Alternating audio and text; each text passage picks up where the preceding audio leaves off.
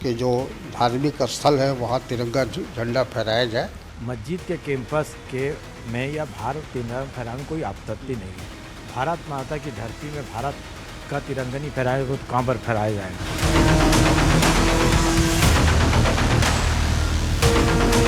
धन्यवाद देना चाहती हूँ माननीय मुख्यमंत्री जी को, जिन्होंने मेरे छुपे हुए उन आंसुओं को देखने का काम किया। सबसे अच्छा ये था कि उन्हें अपनी टिकट पक्की करा लेनी चाहिए बीजेपी में। उन्हें अपनी टिकट पक्की कराने, मुझे उम्मीद है।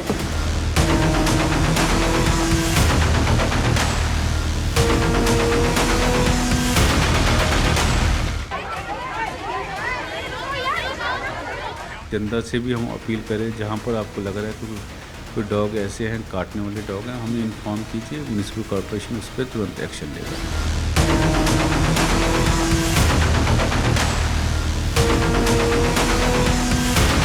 अभी वो वर्कआउट कर रहे हैं, जो भी सहयोग सहायता दी जाएगी वो उपलब्ध करवाई जाएगी। हम सब एक दूसरे के साथ संपर्क में हैं। यदि कुछ ऐसे घायल लोग या कुछ एक्स्ट्रा की आवश्यकता पड़ी कि जिन्हें एयरलिफ्ट करके बाहर किसी दूसरे अस्पताल में पहुंचाना पड़े, उसकी भी व्यवस्था की जाएगी। बड़ी खबर के साथ शुरुआत करें। 40 लोगों की जान चली गई है, यह आंकड़ा हम कंफर्म कर सकते हैं। 40 लोगों की जान, जो आज किश्तवाड़ में जो प्राकृतिक आपदा आई, जो बादल फटा, उसके बाद अब यह खबर आ रही है मरने वालों का आंकड़ा लगातार बढ़ रहा है। कई लोग, सैकड़ों लोग लापता बताए जा रहे हैं। 40 लोगों की जान चली गई है। 120 से ज्यादा लोग जख्मी हैं, जिनका अलग अलग अस्पतालों में इलाज चल रहा है। ये मैं उत्तराखंड धराली की बात नहीं कर रहा हूं, ये जम्मू कश्मीर के जम्मू में किश्तवाड़ में ये जो बादल फटा है, क्लाउड बर्स्ट, जो बादल फटा है, इसमें अब जो जानकारी है, अभी भी करीब 200 लोगों की कोई जानकारी नहीं है। बहुत ही दर्दनाक, बहुत ही खौफनाक ये खबर। 200 लोगों की कोई जानकारी नहीं है। मरने वालों का आंकड़ा बढ़कर, वो तस्वीरें भी आप देख रहे हैं, 40 तक पहुंच चुका है। रेस्क्यू टीम लापता लोगों की तलाश में जुटी हुई है। फंसे हुए लोगों को निकालने का काम लगातार जारी है। फ्लैश फ्लड, जो बादल फटा है, धराली में बादल फटा, अब यहां पर बादल फटा है, और यहां पर मरने वालों का आंकड़ा ये वहां से बड़ा है साहब, क्योंकि वहां 5 लोगों की दुखद मृत्यु हुई थी। यहां पर 40 लोगों की मौत हो चुकी है। हर बीतते घंटे के साथ मरने वालों का आंकड़ा बढ़ता है, और इन लोगों के शव निकाले गए हैं। मुझे अभी बताया गया कि 40 लोगों के शव निकाले गए हैं। मरने वालों का आंकड़ा और भी बड़ा हो सकता है, क्योंकि 200 लोगों की अभी कोई जानकारी नहीं है। 200 लोगों को अभी भी ढूंढा नहीं जा सका है। जो फ्लैश फ्लड आया, जो बादल फटा, उसके बाद जो तबाही थी, मलबा, तबाही, बर्बादी, और उसके बाद 200 लोगों का अभी भी कोई अता पता नहीं है। 40 लोगों की मौत हो चुकी है, 40 लोगों के शव निकाले जा चुके हैं। आज की कवर स्टोरी।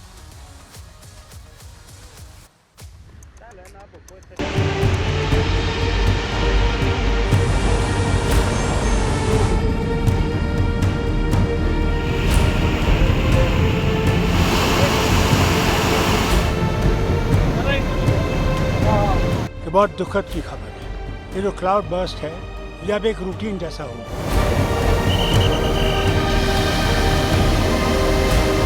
अभी वो वर्कआउट कर रहे हैं, जो भी सहयोग सहायता दी जाएगी वो उपलब्ध करवाई जाएगी। हम सब एक दूसरे के साथ संपर्क में हैं। यदि कुछ ऐसे घायल लोग या कुछ एक्स्ट्रा की आवश्यकता पड़ी कि जिन्हें एयरलिफ्ट करके बाहर किसी दूसरे अस्पताल में पहुंचाना पड़े, उसकी भी व्यवस्था की जाएगी। रिलीफ रेस्क्यू की ऑपरेशन की टीम से वो ऑन जॉब है। जैसे भी होगा आपको अपडेट किया जाएगा। पूरी की पूरी तत्परता के साथ लगे हुए हैं, जिससे कि जो भी लोगों को बचा पाए, जितना भी वहाँ पर है, उसको इमीडिएटली सर्च और रेस्क्यू किया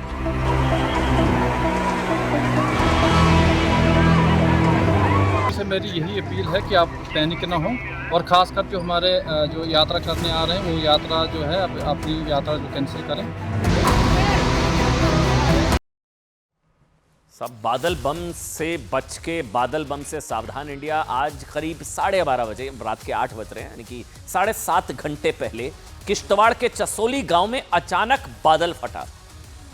ये बड़ा हादसा हुआ। बताया गया कि पिछले करीब 10 दिनों में बादल फटने से आई आपदा की ये दूसरी बड़ी घटना है। आपको याद होगा, जिसका मैं लगातार जिक्र कर रहा था। इतनी बड़ी तबाही हुई है बादल फटने की वजह से। गांव का एक हिस्सा पूरी तरह से बह गया, पूरी तरह से। स्थानीय लोगों के साथ ही बड़ी संख्या में तीर्थ यात्री भी बह गए हैं।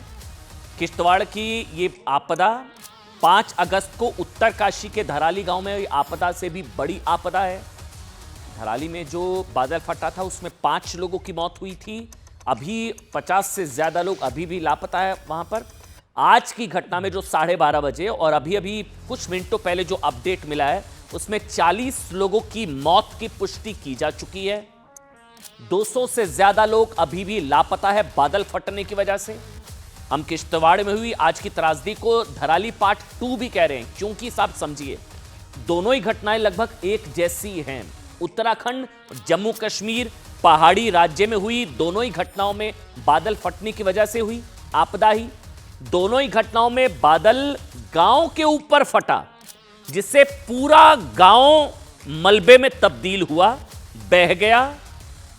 दोनों ही घटनाएं ऐसी जगह पर हुई जो एक तीर्थ मार्ग थी। तीर्थ मार्ग उत्तराखंड का धराली गांव गंगोत्री तीर्थ मार्ग पर है, तो किश्तवाड़ का ये जो चौसोती गांव है ये मचैल माता मार्ग पर है। देखिए, किश्तवाड़ में बादल फटने के बाद हालात बहुत खराब हैं। हादसे के बाद से लोगों को बचाने का काम लगातार चल रहा है। फंसे हुए लोगों में बड़ी संख्या में तीर्थ यात्री हैं जो मचैल माता मंदिर में दर्शन करने जा रहे थे। वैसे आपको बता दें, आपदा के बाद मचैल माता मंदिर को यात्रा को स्थगित कर दिया गया है, जो 5 सितंबर तक चलनी थी। राहत और बचाव कार्य के लिए एनडीआरएफ की 2 टीमों को उधमपुर से किश्तवाड़ के लिए रवाना कर दिया है। और मुझे अभी ये भी बताया जा रहा है कि उमर अब्दुल्ला ने अपने कल के जितने भी सरकारी काम थे, क्योंकि कल 15 अगस्त है, आज़ादी दिवस है, वो सारे कार्यक्रम भी रद्द कर दिए हैं। जम्मू से रेस्क्यू टीमें भेज दी गई हैं, काम में जुटी हैं। एनडीआरएफ की टीमें मलबा जो है उसको हटाने, लोगों को निकालने, लापता लोगों की तलाश लगातार कर रही है। रेस्क्यू ऑपरेशन में एसडीआरएफ की टीमें, स्थानीय पुलिस और प्रशासन भी लगातार जुटा हुआ है। सभी टीमें प्राथमिक तौर पर मलबे को हटाने का काम कर रही हैं ताकि लोगों को सुरक्षित स्थान पर पहुंचाया जा सके। आपको बता दें, आपदा के बाद से इंडियन आर्मी के जवान भी लोगों की मदद में जुटे हुए हैं। हेलीकॉप्टर, रेस्क्यू के लिए हेलीकॉप्टर को भी तैयार रखा गया है, लेकिन मौसम खराब होने की वजह से अब तक उड़ान नहीं हो सकी है। प्रधानमंत्री नरेंद्र मोदी, केंद्रीय गृह मंत्री अमित शाह भी पूरे हालात पर निगरानी रखे हुए हैं।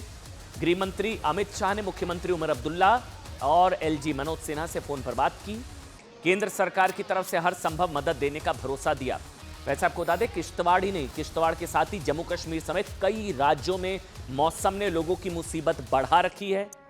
पहाड़ी राज्यों में हालात थोड़े ज्यादा नाजुक हैं। ये जो आप अलग अलग तस्वीरें देख रहे हैं, चाहे किन्नौर, चाहे किश्तवाड़, उधर शिमला हिमाचल प्रदेश, उधर पहलगाम जम्मू कश्मीर, पहाड़ी राज्यों में हालात थोड़े ज्यादा नाजुक हैं, ज्यादा खराब हैं। ये पिछले 24 घंटों में 2 पहाड़ी राज्यों में बादल फटने की 4 घटनाएं हुई हैं। किश्तवाड़ के साथ ही जम्मू कश्मीर के पहलगाम में भी अब से कुछ देर पहले बादल फटने की रिपोर्ट्स आई, नुकसान हुआ। हिमाचल प्रदेश के किन्नौर, शिमला में भी इसी तरह की तबाही की खबर। 4 अलग अलग तस्वीरें, किन्नौर, किश्तवाड़, पहलगाम, शिमला। लेकिन सबसे ज्यादा तबाही किश्तवाड़ में, जहां 40 लोगों की मौत हो गई है। 200 से ज्यादा लोगों का अभी भी पता नहीं चल पा रहा है।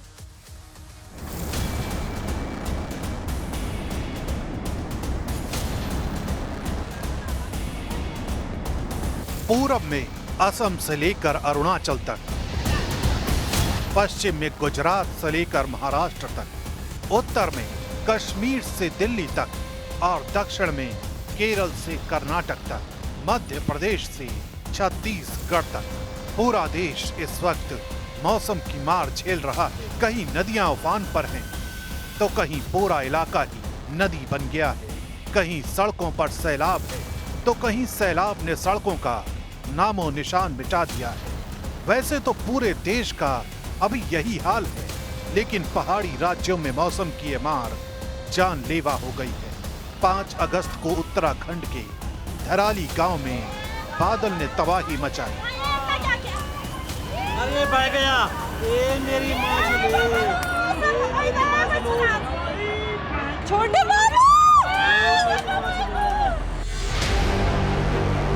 तो करीब 10 दिन बाद आज एक और पहाड़ी राज्य में बादल मौत बनकर फट पड़ा। जम्मू कश्मीर के किश्तवाड़ में आज धराली पार्ट 2 दिखा, जहां बादल फटने की वजह से कई लोगों की जान चली गई।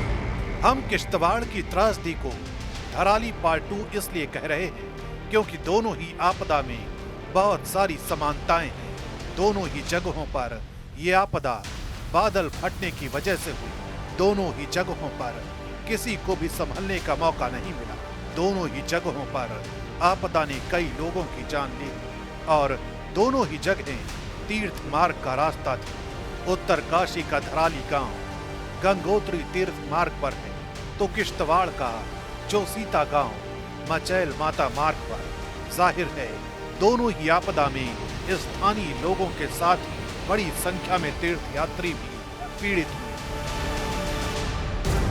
किश्तवाड़ में अचानक बादल फटने से एक लंगर पूरी तरह बह गया, जिसमें बड़ी संख्या में तीर्थ यात्री भोजन कर रहे थे। तेजी से बढ़ता पानी अपने सामने पड़ने वाली हर चीज को अपने साथ बहा ले गया। गांव हो, घर हो, गाड़ी हो या पेड़ हो, जो सामने आया पानी के बहाव में बहता चला गया। सड़कें तो ऐसे बह गईं जिसे देखकर अनुमान लगाना भी मुश्किल है कि क्या यहाँ कभी सड़कें भी रही होंगी। गाँव का भी यही हाल है। इस तस्वीर को देखकर बता पाना मुश्किल है कि कभी यहाँ किसी के सपनों का आशियाना रहा होगा। किश्तवाड़ में हुए हादसे के फौरन बाद रेस्क्यू ऑपरेशन शुरू कर दिया गया, जो अब भी जारी है। हादसे के बाद फंसे लोगों को निकालने के लिए एनडीआरएफ और एसडीआरएफ के साथ ही सेना और पुलिस के लोग भी जुटे हुए हैं। वहीं लोगों को बचाने के लिए कई रेस्क्यू टीमों को किश्तवाड़ भेजा जा रहा है। उधर आपको बता दें, दिल्ली के कालकाजी में एक बहुत ही दर्दनाक हादसा हुआ है, जिसमें भारी बारिश की वजह से तस्वीर आप देख रहे हैं हमको ब्लर करनी पड़ी है क्योंकि पेड़ गिर गया और पेड़ गिरने की वजह से एक व्यक्ति आपको जो बाइक के ऊपर है उसकी मौत हो गई है। ये व्यक्ति जा रहा था, अचानक उसके ऊपर ये देखिए। अच्छा, तस्वीरें भी बहुत ही दर्दनाक है। तस्वीरें, ये तस्वीर आपको विचलित कर सकती है, हालांकि हमने ब्लर किया है इन तस्वीरों को। ये आप देखेंगे अचानक पेड़ गिरेगा, आप नजर रखिए। इसमें एक व्यक्ति, ये जो व्यक्ति आया, ये देखिए अब ये पेड़ गिरा, बाइक नीचे फंस गई, शख्स नीचे फंस गया, इसकी मौत हो गई है। ये व्यक्ति बाइक से सड़क पर जा रहा था, अचानक वो पेड़ की चपेट में आया। हादसे में युवक की दुखद मौत हो गई है, जबकि मोटरसाइकिल पर बैठी उसकी बेटी सीरियस हैं, वो गंभीर रूप से जख्मी हो गई हैं। आप देख भी पा रहे होंगे, पास से गुजर रही एक कार भी पेड़ की चपेट में आई। यह हादसे के बाद की तस्वीर है। आसपास लोग हैं, स्थानीय लोगों ने मदद करने की कोशिश की। स्थानीय लोगों के मुताबिक ये पेड़ बहुत पुराना था, तेज बारिश की वजह से उखड़ गया। ये हादसा कुदरत का कहर है, लेकिन पॉलिटिक्स इसको लेकर भी शुरू हो गई है। लेकिन एक बार ये तस्वीर आप ध्यान से देखिएगा, ये देखिए आप पेड़ देखेंगे, ये सफ़ेद गाड़ी ये आगे की तरफ जब निकलेगी, पीछे दूसरी बाइक आएगी, ये पेड़ गिरा, पीछे बच्ची सुरक्षित है, चोटिल है, लेकिन आगे जो व्यक्ति था उनकी दुखद मौत हो गई है। आम आदमी पार्टी के जो प्रमुख अरविंद केजरीवाल ने हादसे का वीडियो सोशल मीडिया पर पोस्ट किया और इसके लिए बीजेपी को जिम्मेदार ठहरा दिया। उन्होंने लिखा, साहब कि मात्र चंद महीनों में बीजेपी वालों ने दिल्ली का क्या हाल कर दिया है। इसके जवाब में बीजेपी के नेता कपिल मिश्रा ने केजरीवाल पर उल्टा हमला बोल दिया। उन्होंने लिखा, जवाब दिया उन्होंने कि वारे बेशरम, 12 साल दिल्ली को लूटा और बर्बाद करके पंजाब भाग गया, आज एक पेड़ गिरने पर बीजेपी को दोष दे रहा है। दिल्ली तो बदलेगी ही, पर अपनी खुद की फेलियर की रिपोर्ट कार्ड को लेकर नाचने की ये निर्लज्जता केवल आप में ही संभव है। ये आपस की इनकी पॉलिटिक्स। वहीं के सोशल मीडिया यूजर्स ने अरविंद केजरीवाल पर ऐसी दर्दनाक घटना पर राजनीति करने के लिए उन पर निशाना साधा। लोगों ने उस वक्त की अच्छा हाँ, वो पुरानी तस्वीर आ जाती है ना, सोशल मीडिया का जमाना, डिजिटल जमाना है, क्लिक करते ही सारी तस्वीरें। ये वो तस्वीरें जब केजरीवाल दिल्ली के सीएम थे और उनके कार्यकाल के दौरान दिल्ली की क्या हालत थी, उन्हें याद दिलाने की जरूरत नहीं है। कितनी मौतें हुई थी, करंट वो सारी चीजें हैं, लेकिन इस पर कम से कम सियासत नहीं होनी चाहिए। लेकिन सियासत हो रही है साहब, मस्जिद में तिरंगा फहराने को लेकर भी सियासत, कि मस्जिद में तिरंगा, इस पर भी किस बात का पंगा। अब बात इसकी,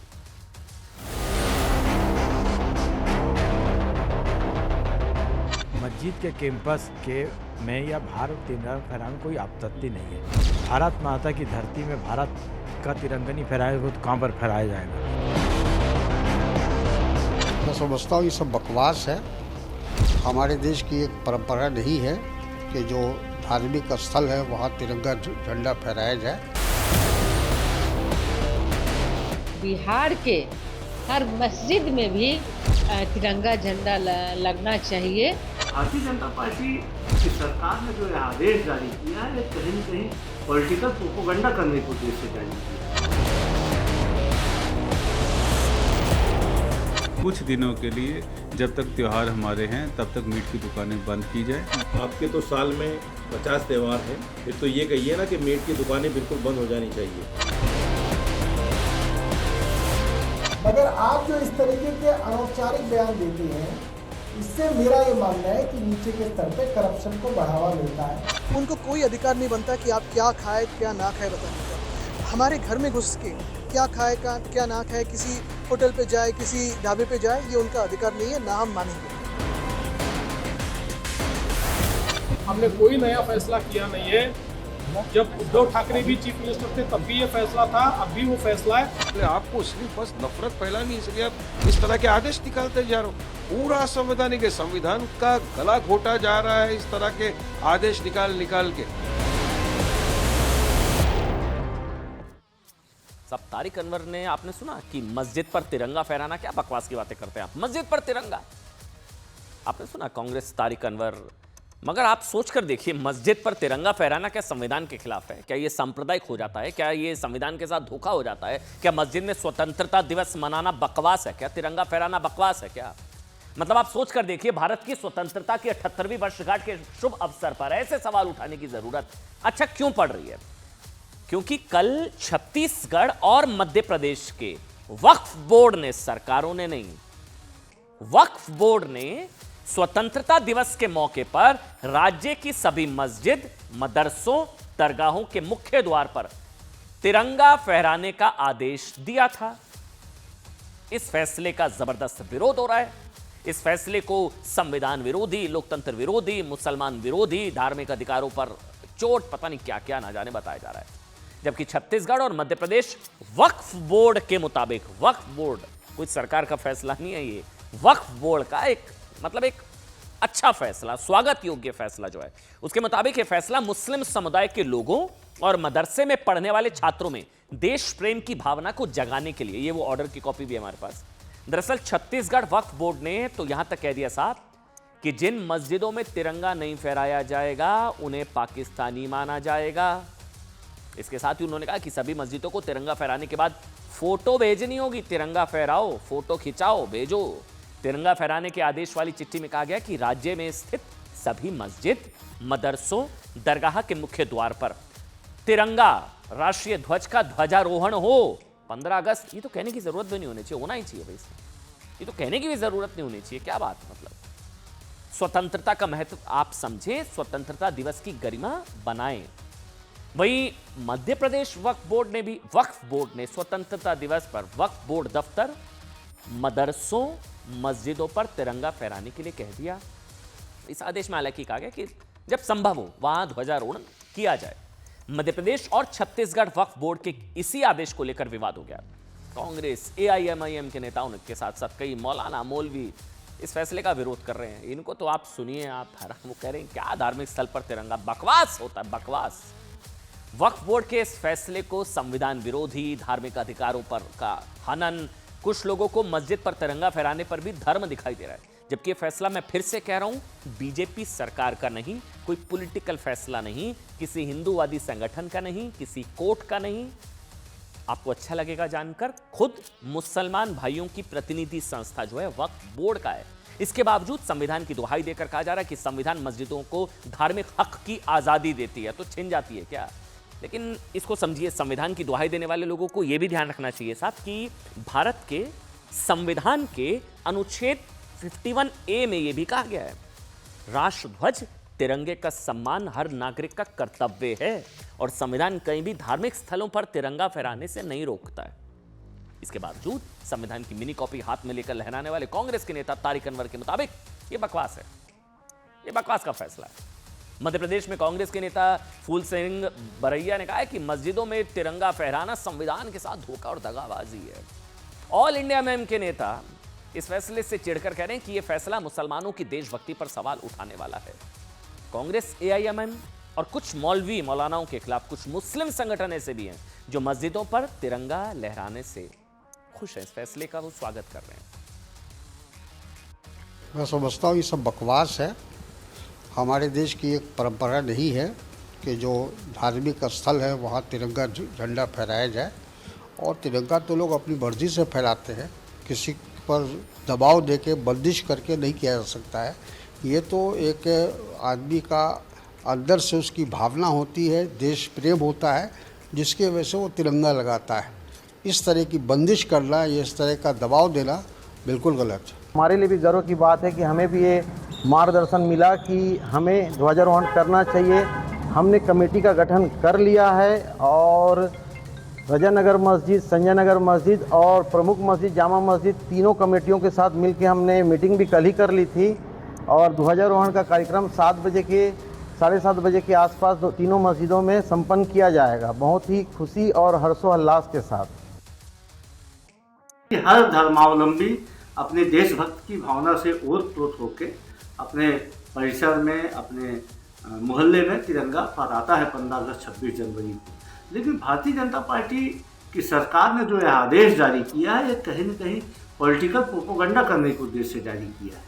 देखिए, इससे सबसे अच्छा बदलाव तो यह आएगा कि हम आपस में एक ऐसा उत्सव मनाने जा रहे हैं जिससे हमें देश की आज़ादी उस समय प्राप्त हुई थी 15 अगस्त को, और इसमें तो बढ़ चढ़ के सबको हिस्सा लेना चाहिए। हम भी सभी लोगों से हम ये अपील कर रहे हैं, और ये बहुत खुशी की बात है कि इसमें हमारा पूरा समाज बढ़ चढ़कर इसमें हिस्सा ले रहा है।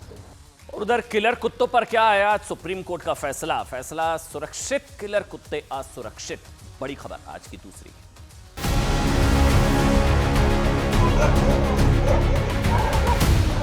जनता से भी हम अपील करें, जहां पर आपको लग रहा है कि कोई डॉग ऐसे हैं, काटने वाले डॉग हैं, हमें इन्फॉर्म कीजिए, म्युनिसिपल कॉर्पोरेशन उस पर तुरंत एक्शन लेगी। अब तो 4 इंजन की सरकार है। 4 इंजन की सरकार में डीडीए भी इनके पास है, ड्यूसिप भी इनके पास है, इनके पास एमसीडी भी है, लैंड ओनिंग अथॉरिटीज सारी की सारी इनके पास है। अब तो कोई दिक्कत भी नहीं आनी चाहिए शेल्टर होम्स बनाने में।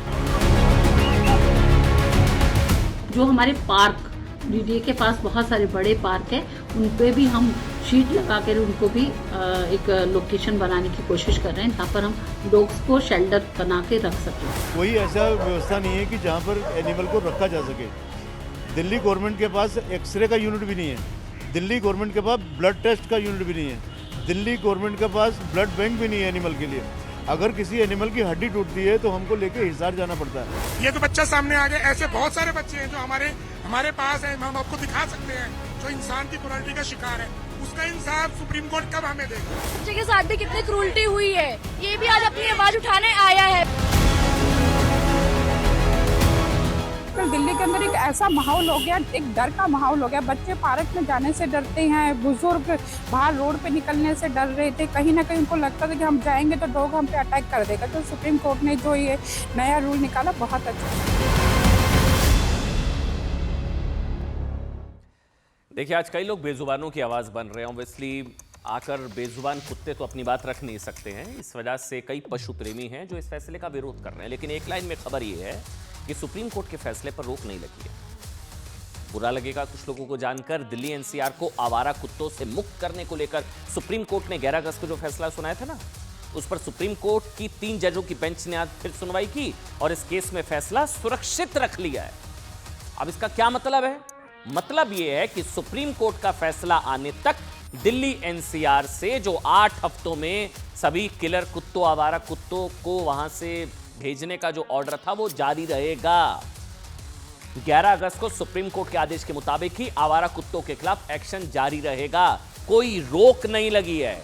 आज आवारा कुत्तों को लेकर सुप्रीम कोर्ट में जो सुनवाई हुई, उसमें सरकार का पक्ष सॉलिसिटर जनरल तुषार मेहता ने रखा और आवारा कुत्तों की पैरवी कर रहे एनजीओ काइंडनेस का पक्ष कपिल सिब्बल, अभिषेक मनु सिंघवी ने रखा। और इसके अलावा कई बड़े वकीलों की फौज इस फैसले के खिलाफ पैरवी करने उतरी। अब सुनिए कपिल सिब्बल ने क्या कहा।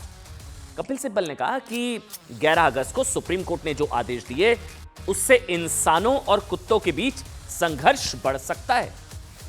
कपिल सिब्बल ने कहा कि शेल्टर होम में कुत्ते एक दूसरे पर हमला करेंगे और इसका असर इंसानों पर पड़ेगा।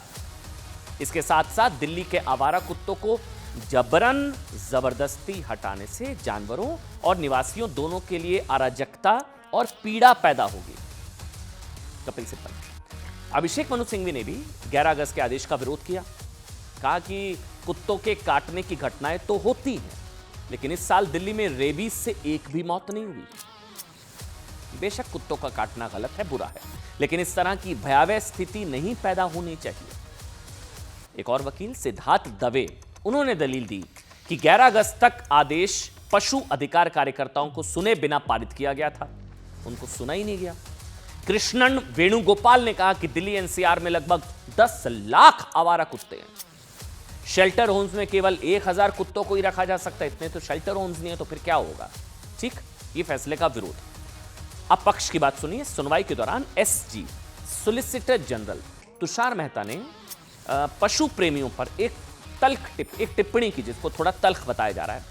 उन्होंने कहा कि मैंने ऐसे कई एनिमल लवर्स देखे हैं, मैंने ऐसे कई पशु प्रेमी देखे हैं जो मीट खाते हैं। इसके साथ उन्होंने कहा कि स्ट्रीट डॉग्स की नसबंदी करना रेबीज जैसी बीमारी का इलाज नहीं है। कुत्तों का वैक्सीनेशन भी कर देना तो भी स्ट्रीट डॉग्स बच्चों पर अटैक्स जो करते हैं वो नहीं रुकेंगे। अब आपको दिखाते हैं क्या कुछ हुआ कोर्ट के अंदर। सॉलिसिटर जनरल तुषार मेहता ने कहा कि इस फैसले का विरोध करने वाले कम हैं, लेकिन मुखर हैं। उन्होंने कहा कि जो इस फैसले का विरोध कर रहे हैं ना, जो फैसले का विरोध कर रहे हैं, बहुत उनकी संख्या कम है, लेकिन वो ज्यादा वोकल हैं, वो ज्यादा मुखर हैं। वहीं सुप्रीम कोर्ट के फैसले के साथ बहुत बड़ी संख्या में लोग हैं, लेकिन वो चुप हैं। उन्होंने कहा कि किसी भी देश में ना दो पक्ष होते हैं, एक होता है वोकल मेजॉरिटी, जो ज्यादा वोकल होता है वो मेजॉरिटी है। दूसरा माइनॉरिटी, मतलब कम संख्या में लेकिन वो पीड़ित होता है, वो चुपचाप सहता है। उन्होंने कहा कि मैंने ऐसे कई लोगों को मांस खाते हुए वीडियो पोस्ट करते देखा जो खुद को पशु प्रेमी बताते हैं, मांस खाते हैं और पशु प्रेमी हैं। उन्होंने कोर्ट से कहा कि बच्चे मर रहे हैं, मैं तस्वीरें दिखाऊंगा, नसबंदी से रेबीज नहीं रुकता। अगर आप वैक्सीनेशन भी कर दें तो भी कुत्ते बच्चों को ही मतलब काटना बंद करेंगे, ऐसा नहीं है। ये सब कोर्ट के अंदर हुआ है। तुषार मेहता ने कहा कि कोई भी जानवरों से नफरत नहीं करता है, ऐसा नहीं है कि उन्होंने कहा कि हम लोग जानवरों से नफरत करते हैं, लेकिन बच्चों को बचाना है। ये एक ऐसा मुद्दा है जिसका समाधान किया जाना चाहिए, ना कि विवाद। एसजी ने आज कोर्ट के सामने डॉग बाइट के आंकड़े पेश किए, वो हैरान करने वाले थे। ये सरकारी आंकड़े हैं। सालाना 37 लाख डॉग बाइट के केसेस सामने आ रहे हैं। 37 लाख, मतलब हर दिन औसतन समझिए 10,000 लोगों को आवारा कुत्ते काट रहे हैं। हर 10,000 हर दिन, 365 दिन आप लगा लीजिए। सुनवाई के दौरान सुप्रीम कोर्ट की 3 जजों की बेंच ने कई अहम टिप्पणियां की, वो सुनिए। अब ये इंपॉर्टेंट है। कपिल सिब्बल ने जब कोर्ट के आदेश के खिलाफ कहा कि अदालत किसी नोटिस के इस तरह खुद ही एक्शन लेकर आदेश पारित नहीं कर सकती, ये एक गंभीर मुद्दा है, इस पर सुनवाई होनी चाहिए, इस तरह से एक तरफा ऑर्डर नहीं, आदेश पर रोक लगाई जाए। तो जस्टिस विक्रमनाथ ने पूछा, आपने ऑर्डर पढ़ा, आपने आदेश पढ़ा है, इसमें प्रॉब्लमेटिक क्या है, इसमें आपत्तिजनक हिस्सा क्या है? तब कपिल सिब्बल ने कहा कि ये आदेश के उस हिस्से पर रोक चाहते हैं जिसमें कहा गया कि दिल्ली एनसीआर के सभी आवारा कुत्तों को सभी इलाकों से इकट्ठा करना शुरू करें और उन्हें आप शेल्टर होम में स्थानांतरित करें। इस ऑर्डर पर रोक लग जाए, जो कि मौजूद नहीं है। उन्होंने कहा इस ऑर्डर पर रोक लग जाए। कोर्ट ने सभी पक्षों की दलीलें सुनने के बाद कहा कि वो इस मामले में फिलहाल कोई आदेश नहीं देगी, फैसले पर रोक भी नहीं लगाई, मतलब प्रक्रिया चलती रहेगी। मतलब आप समझिए निचोड़, 11 अगस्त को सुप्रीम कोर्ट ने आवारा कुत्तों को उठाकर शेल्टर होम भेजने का जो ऑर्डर दिया था उस पर रोक नहीं है। कोर्ट ने कहा संसद नियम और कानून बनाती है, उनका पालन नहीं होता, स्थानीय अधिकारी वो नहीं कर रहे हैं जो उन्हें करना चाहिए, उन्हें यहां जिम्मेदारी लेनी चाहिए। जस्टिस नाथ ने यह भी कहा कि यहां कोर्ट में हस्तक्षेप दर्ज कराने आए हर व्यक्ति को जिम्मेदारी लेनी चाहिए। उन्होंने कहा कि थोड़ी जिम्मेदारी लीजिए, जिन ने हस्तक्षेप याचिकाएं, जिन्होंने पिटीशन लगाई है ना, उन्हें एफिडेविट दाखिल कर सबूत पेश करने होंगे। सबसे इंपॉर्टेंट बात जस्टिस नाथ ने कही कि एक तरफ इंसान पीड़ित है, दूसरी तरफ पशु प्रेमी यहां खड़े हैं। इंसानी जान की कीमत जो उनकी तरफ से आज संभवतः बताने की कोशिश की गई। सुनिए। हमारा मानना बिल्कुल क्लियर है, जो सुप्रीम कोर्ट का ऑर्डर होगा उसको एज इट इज हम फॉलो करेंगे। हम भी पेट लवर्स हैं, मगर मानवता हमारा आधार है। हमारे लिए सुप्रीम कोर्ट से बढ़कर कुछ नहीं। मैं किसी के आस्था पर चोट नहीं करना चाहता, लेकिन ये ज़रूर कहना चाहता हूँ, नज़रिया एक रखो, नज़र एक रखो। धर्म के नाम पर किसी बेज़मान को या धर्म के नाम पर किसी इंसान को प्रताड़ित ना करो।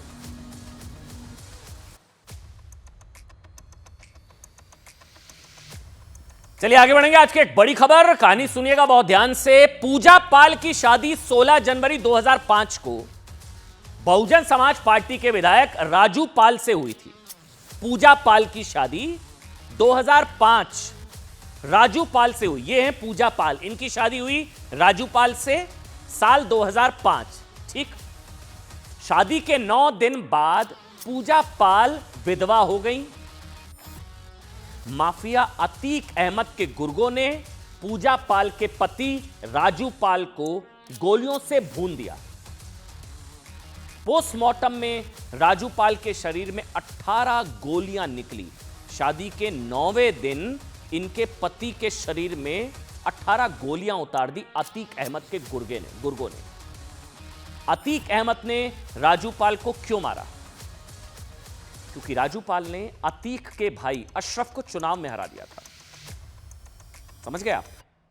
राजू पाल की हत्याकांड में उमेश पाल अहम गवाह थे। जिसने मारा, किसने अतीक ने मारा, तो उमेश पाल गवाह थे। अभी 2023 में उमेश पाल की भी गोली से हत्या मारकर उनकी कर दी गई। उस दौरान यूपी पुलिस के 2 जवानों की भी मौत हो गई थी।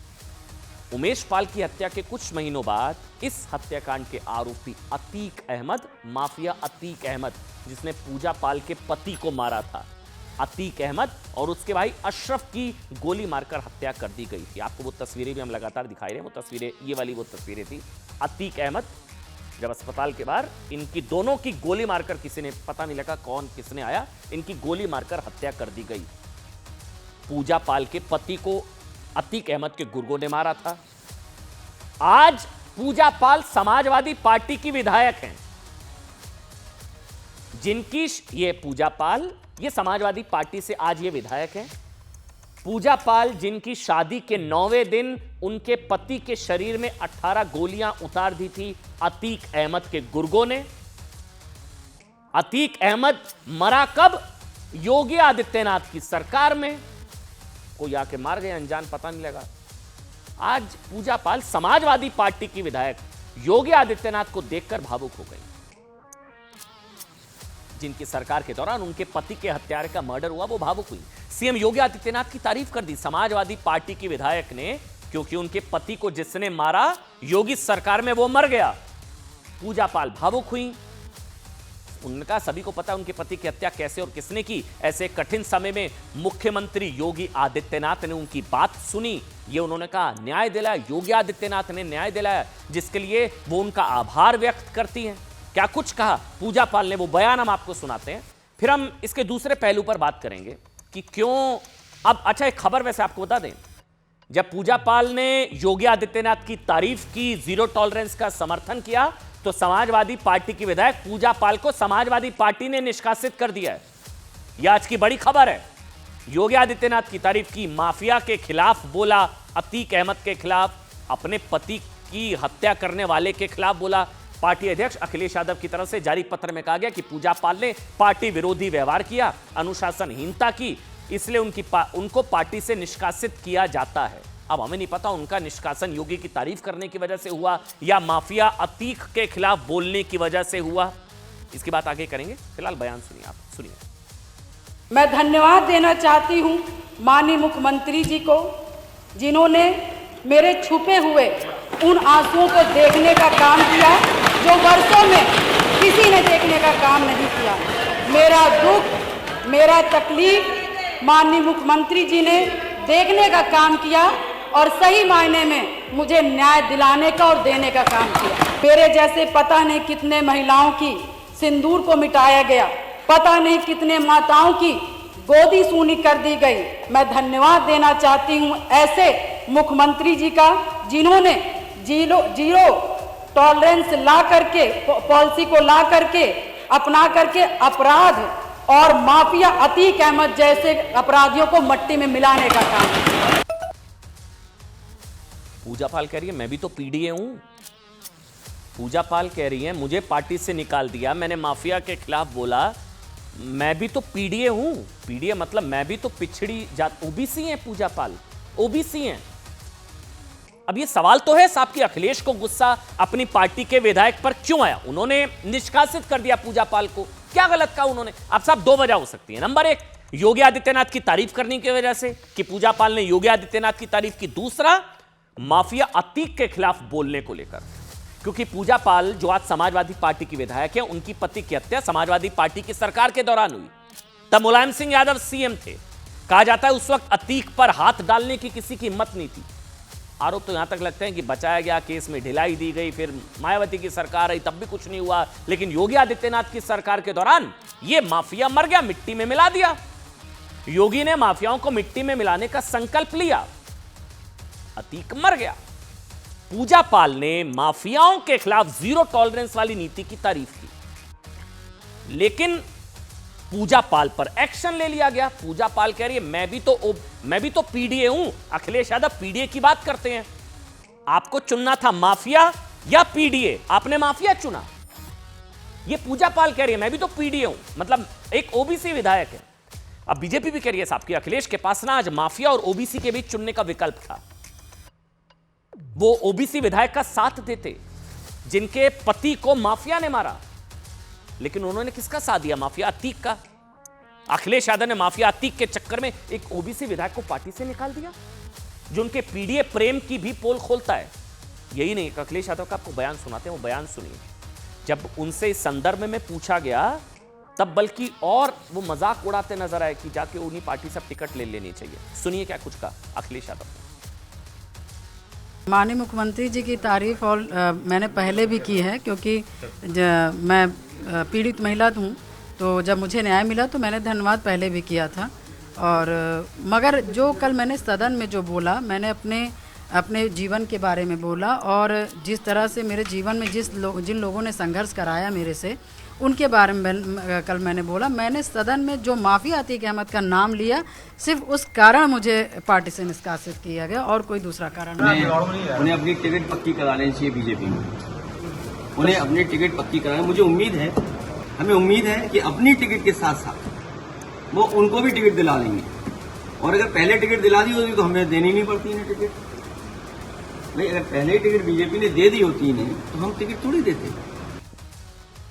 और देखिए आज अब एक बहुत बड़ी खबर आपको बताएंगे साहब कि वोट चोरी के आरोप को मजबूत करने के लिए कैसे नेताओं, बेरोजगार पत्रकारों और सोशल मीडिया पर मौजूद राजनीतिक कार्यकर्ताओं का एक पूरा इकोसिस्टम संत परंपरा को बदनाम करते रंगे हाथों पकड़ा गया साहब। ये कहने में आपको हिचकिचाहट नहीं है। इस इकोसिस्टम ने सनातन धर्म की गुरु शिष्य परंपरा को बदनाम करने की कोशिश की, ऐसे आरोप इन पर लग रहे हैं। कल कांग्रेस के प्रवक्ता पवन खेड़ा ने प्रधानमंत्री नरेंद्र मोदी के संसदीय क्षेत्र वाराणसी का जिक्र करते हुए मोदी की जीत पर सवाल उठाए थे।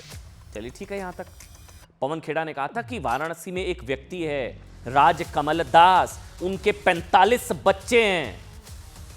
एक वोटर लिस्ट में, एक पते पर, एक मकान पर, एक पिता राजकमल दास, उसके 45 बच्चे, बच्चे की उम्र पिता से ज्यादा, बच्चा 72 साल का, पिता 50 साल का। ये क्या चल रहा है? ये पवन खेड़ा जी ने कहा कि राजकमल दास और उनके 45 बच्चे। पवन खेड़ा ने कहा था कि अब पता चला कि घर घर मोदी कैसे जीते हैं, पिता के 50 बच्चे। हालांकि प्रेस कॉन्फ्रेंस में ही उनका फैक्ट चेक हुआ। जिस जगह की बात पवन खेड़ा कर रहे हैं वो एक मठ है, मठ, जहां पिता बच्चे नहीं, शिष्य अपने पिता की जगह गुरु का नाम लिखते हैं, वो शिष्य हैं। 45 से 50 शिष्य हैं।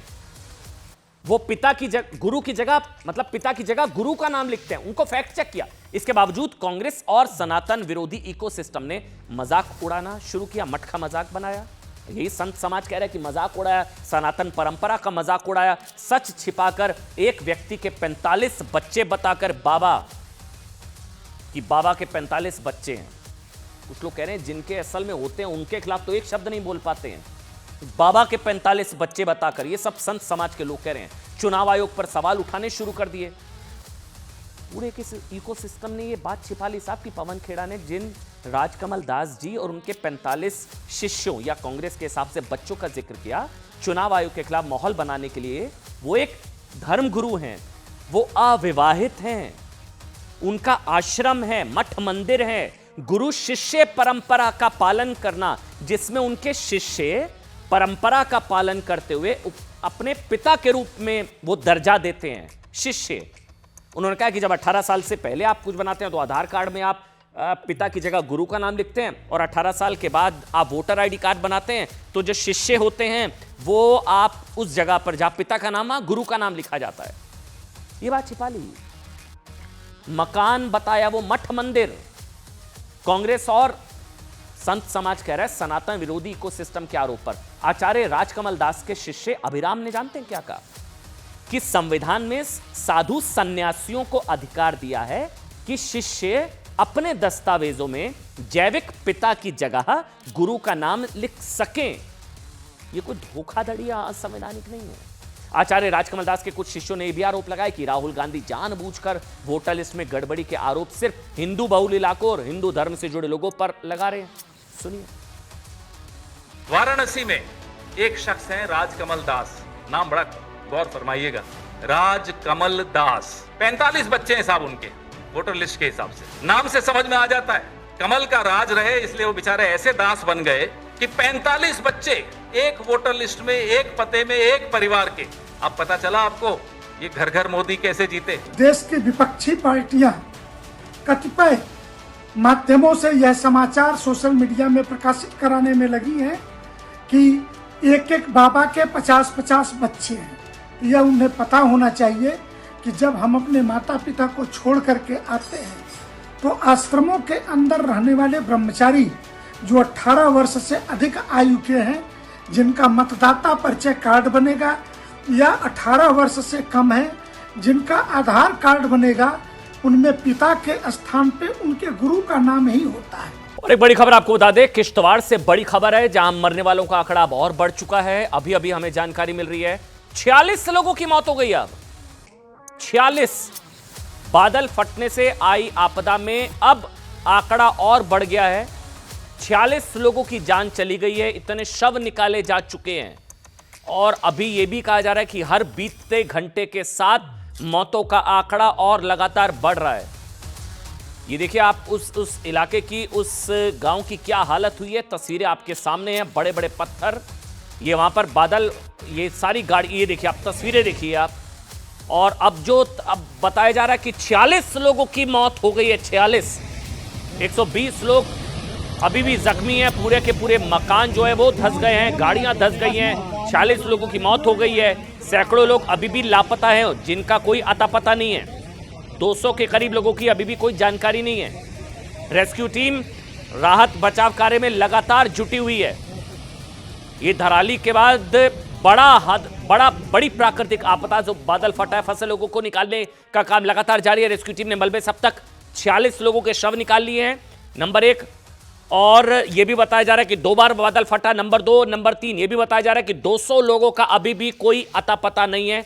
कई लोगों के मलबे में फंसे होने की आशंका अभी भी जाहिर की जा रही है।